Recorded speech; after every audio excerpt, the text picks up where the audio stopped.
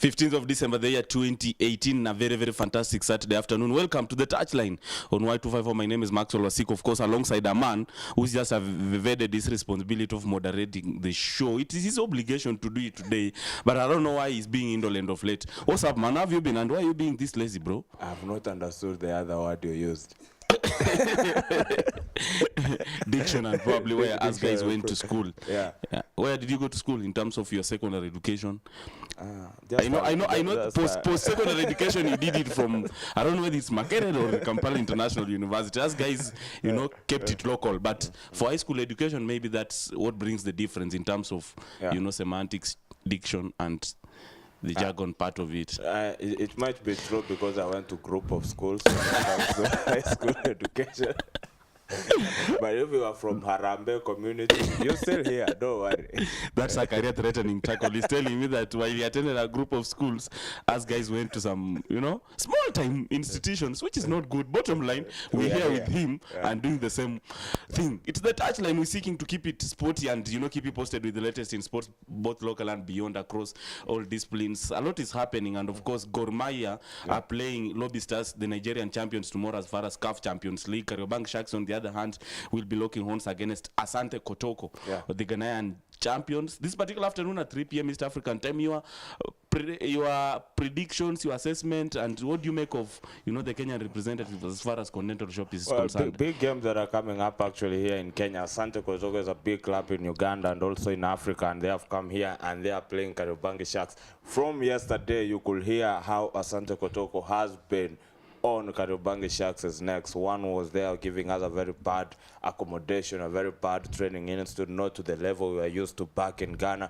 And then also Charles Akono, the former Ghanaian international, is the coach of Asante Kotoko, coming out and also bragging that, in Ghana we only know Gor Mahia, so Kariobangi Sharks has to be something we don't know about. But I think the pressure is on Asante Kotoko, because Kariobangi Sharks, in the 6 years they have been around, they have proved that they can come and actually play football. They started with winning the FKF Shield. Now they're in the Continental Championship. It is their first time in the Continental Championship. They brushed aside the Djiboutian side. It was a 6-1 aggregate. That was a very big statement that they made on the international stage. And now they are going to meet Asante Kotoko. Now the first game is at home. That's why you'll want Kariobangi Sharks to win. And beating Gor Mahia at the Super Cup was also a statement in itself. We are here to stay. They have not been relegated like the other clubs who came into the Kenya Premier League. They have actually managed to stay at the top level so far. So for the game today, this afternoon, I think William Muluya and the kids in Kariobangi Sharks, they are actually sure that they can give Asante Kotoko a run for their money. Kariobangi Sharks is a team that has risen through the ranks, of course, from National Super League to Kenyan Premier League. And of course, it's made headlines positively, defying all odds to be where it is right now. And do you think it should now pull a surprise and probably cause an upset against a team that has been in the knowledge of public domain as far as continental football is concerned? Mind game by the Asante Kotoko coach, and sort of, belittling the Kenyan side, saying that they have never heard of them. They only know Gor Mahia Football Club, 17-time KPL champions. But talking of, the facility at the Goan Institute where they train, saying that it's a substandard in terms of nature and class, and also saying that, they have been subjected to conditions that they don't deserve. What do you analyze of all these shenanigans? I think it's them who are trying to get into Kariobangi Sharks' heads. It's just them who are trying to say that you guys, I think they are playing all these tricks against them so that they might throw them off their game when it goes to continental football. But the game has to be played. And them training at Goan Institute, it's not a field they are not used to and all that. It's a natural grass and everything. But they had a feel of the field yesterday where they are going to play today. So training and everything does not care much. What that matters is when you go to that field, what are you going to do? And when you see them from the way they are talking and everything that they are doing is an indication that they are actually afraid of Kariobangi Sharks. And remember, a new club, when it comes to continental football, you never know what to expect. You remember Sofapaka in 2009 when they made it to actually the Champions League. They went actually to the second round, and they were one of the best performing sides then. So Kariobangi Sharks, and then they have young boys who are hungry for success. And these boys actually know that if we can make it to the Confederations Cup, we can actually play these people. So they are there to prove themselves that we are good to play in this stage. But also, Robert, you and I have to agree and read from the same script. We know very well that, you know, in as much as we condemning Asante Kotoko for being reckless and talking negative of Sharks, there are those teams that, you know, their class standard and they have to send probably sort of advance party to do sort of recce and get to familiarize themselves with the environment. And, you know, I think Asante Kotoko is one of them. Those teams of pedigree. You remember Black Leopards when they were playing Gor Mahia, they had to change the entire arrangement because players had to stay at the Norfolk Hotel and other, you know, technical bench. You had to stay elsewhere, which means there is that kind of lifestyle they are used to, and probably if they come to the country when they are seeking to lock horns against you, they have to maintain the same. I think it goes down to the finances at the club level. Kariobangi Sharks does not have the kind of finances that the Western clubs have when they come into this country. You look at even the clubs of the Al Ahly, Zamalek, Esperance. When they come into play here in East Africa, they usually send advance parties and they do all that. I think Asante Kotoko, even if they are that good, they don't have also the financial muscle to do that. And Kariobangi Sharks, they don't have the financial muscle to put Asante Kotoko on a 5-star hotel. They themselves are struggling with how to get a monthly wage bills of the Kenya Premier League and all that. So Asante Kotoko has to go with what has been offered. And even if the bus was a 25-seater, it was not a badly off bus. It was a good bus. Where they are going to stay was a good bus. The training ground was not that bad. I think it's just all playing tricks against Kariobangi Sharks that they can do all that. But so far, Kariobangi Sharks have done their part, and it's good to go. Let the game be played today at 3 p.m.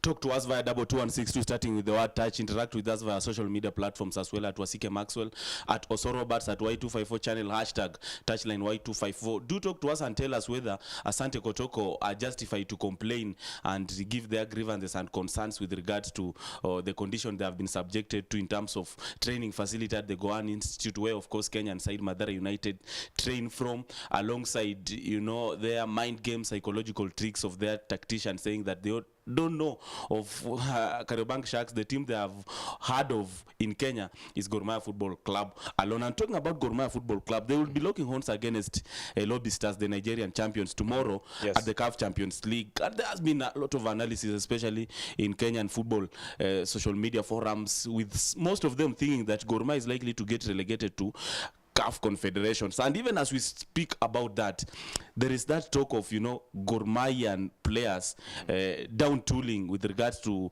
unpaid allowances and salaries, and probably they are likely to give a walkover.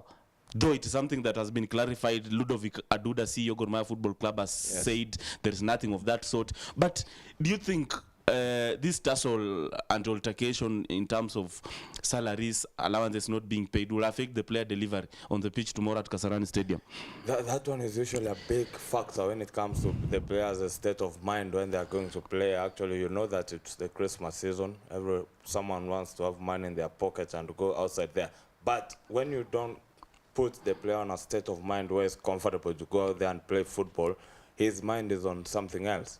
That's why there was a lot of talk coming out that now the sponsor should be playing these players directly, because the money that is usually dispersed to the clubs goes to do other things instead of paying the players. But for Gor Mahia, I think the players right now, where they have reached as a club, they are mature enough to understand the importance of them going head-to-head against Lobby Stars and qualifying to the next round, because you realize the CAF Champions League has very good money packs compared to the Confederations Cup.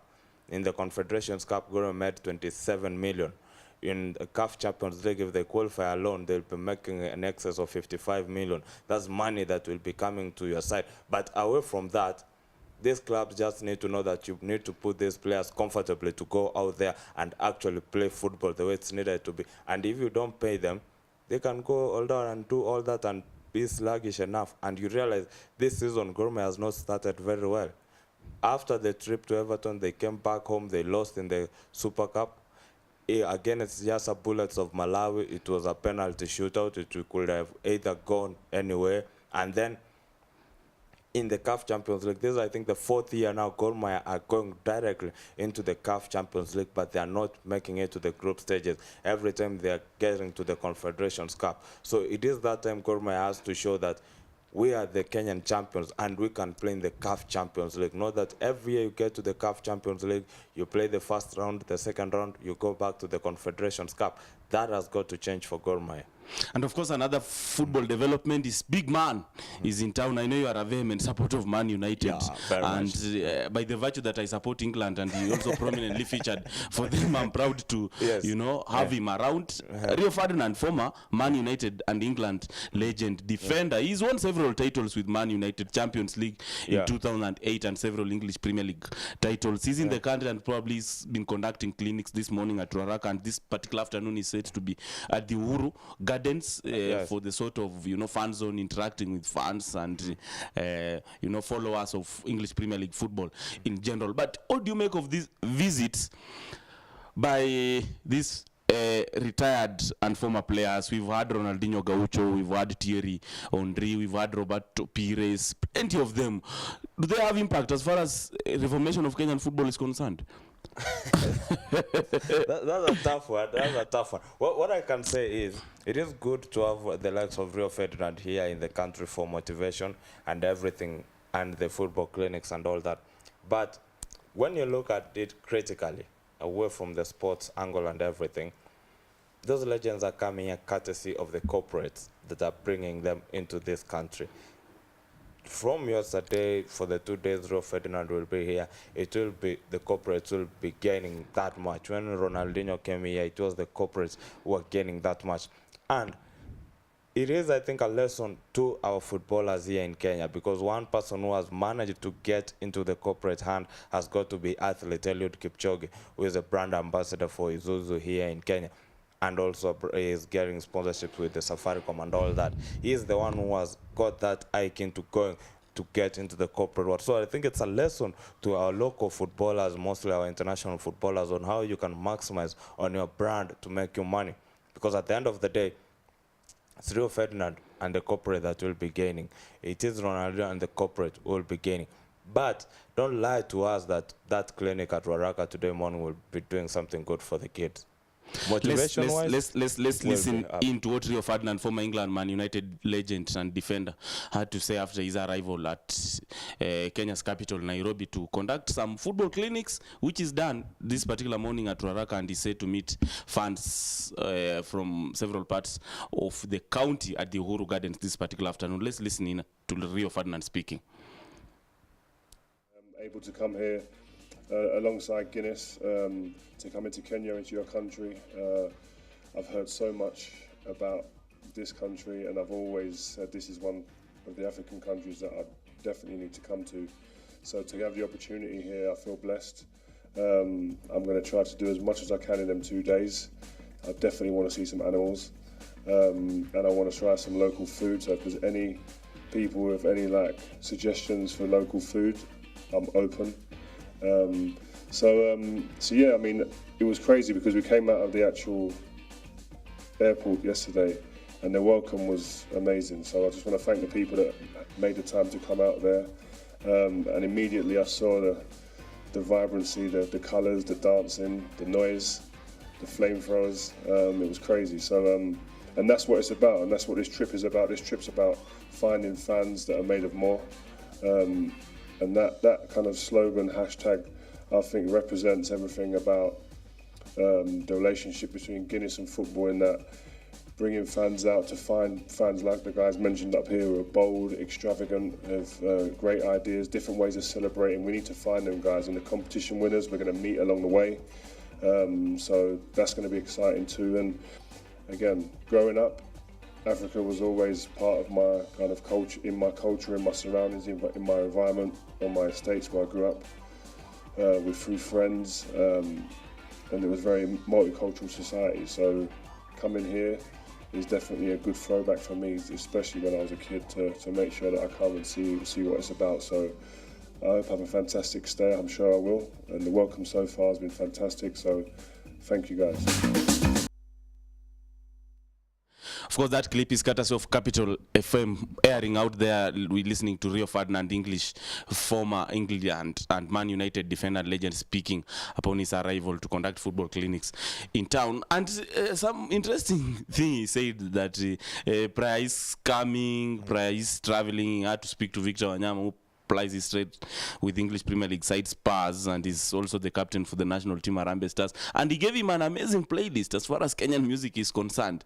Which song are you looking forward to Rio Ferdinand probably requesting to be played for? Well, that's a hard one. I could have gone with Dundaing, but because Rio Ferdinand is in town and he wants to get some good songs for him to enjoy, he'll go with Let Him Get Live and Die in Africa. Saudi Soul album. It's a very good album for him to go and listen to. Talks about African songs, African music. You can get Nyashinsky's latest singles, Malaika and Amani. They're actually good songs that have been done here in the country, and they go all that way. But if I was to select music for Rio Ferdinand, Victor Wanyama might be selecting the likes of Issa because that's the time he grew up and all that. But I will give him Tushani's new EP. Good music that is actually coming out. One of the perfect songs that he can listen to. Mandela album song that is actually out is also an EP. It's one of the best songs that you can listen to, and also the latest Mudhoni the Drama Queen and album. probably kati ya Man U na Arsenal gani kali. Oh, hey.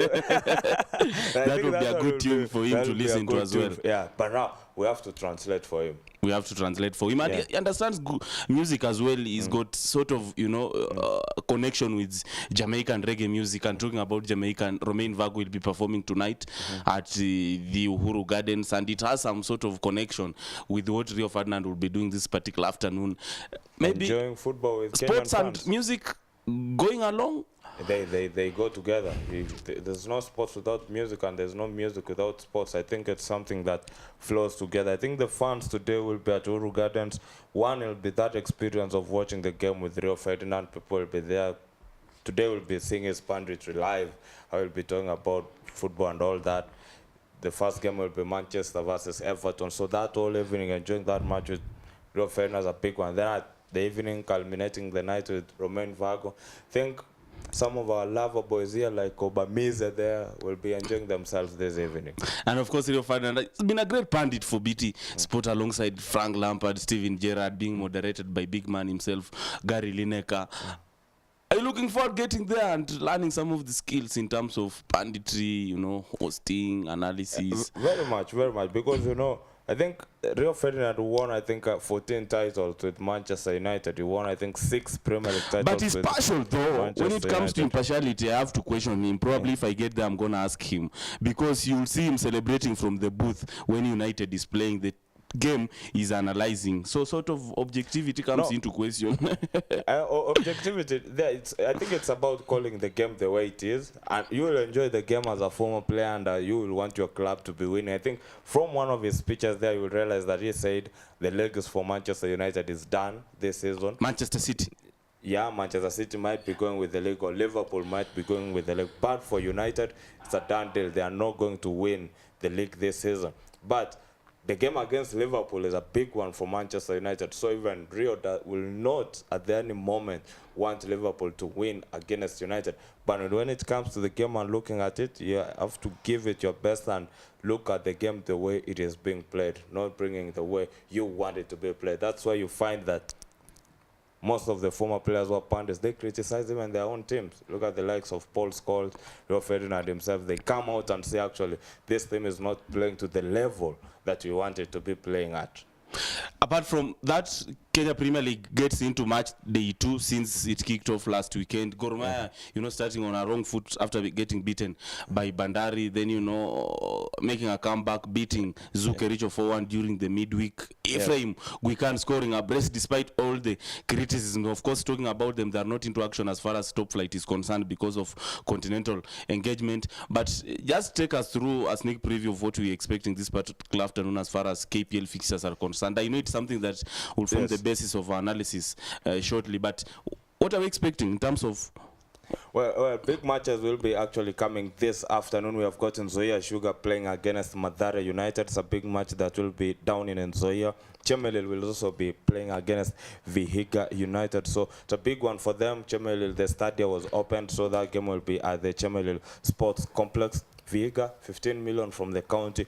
Good money for them. We'll be seeing how it goes. And then it will be done today by Homeboys playing against FC Leopards, and this game will be also down in Western, so we'll be seeing how that match will be coming up. The first match in Zoya will be at 1 p.m. Then at 3 we'll be having Chemelil and Vihiga United, and then Homeboys and Leopards. Tomorrow is when we have actually many matches on the cards. We'll be having the newly renamed Nakumatt FC, now known as Mount Kenya United, who will be playing Posta Rangers at 2 p.m. Then we'll be having Sofapaka welcoming Bandari at Machakos at 3 p.m. Western Stima, who are back in the Kenya Premier League. They actually lost their first match in the league so far, but now they'll be starting off against Tusker in match day 2, and then finishing us off the match day 2 fixture will be Ulinzi Stars welcoming Kenya Commercial Bank. But several teams are facing the hurdle of unpaid allowances. Nakumatt FC, formerly, before getting renamed to Mount Kenya United, despite undergoing that kind of structure, they still crying of unpaid allowances. What is the lasting solution as far as this monster is concerned of unpaid allowances, unpaid salaries? I think the football stakeholders in our country at the moment have to come and say and agree and make sure that we professionalize our football. Playing amateur football does not take you anywhere. That's why you find that these clubs do not actually have money to give. They are actually living hand to mouth. They don't have money for their monthly allowances. They don't have money for training allowances. Players are there because they have to do it, and because if you give these players good deals, they will go away from football. So I think the lasting solution in everything that happens here in the country when it comes to football, make the game professional.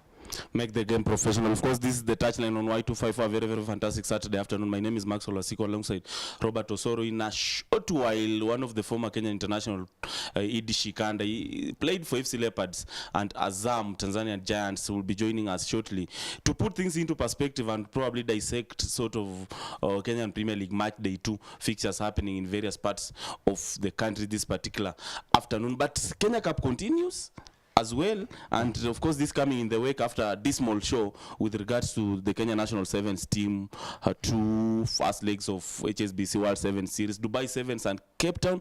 What an awful show. Should we look forward to come back from Paul Murunga's charges? I think we usually start badly off when we go to the circuit. You saw it at Dubai Sevens and also at the Cape Town Sevens. As we are heading to Hamilton, I think that one will change.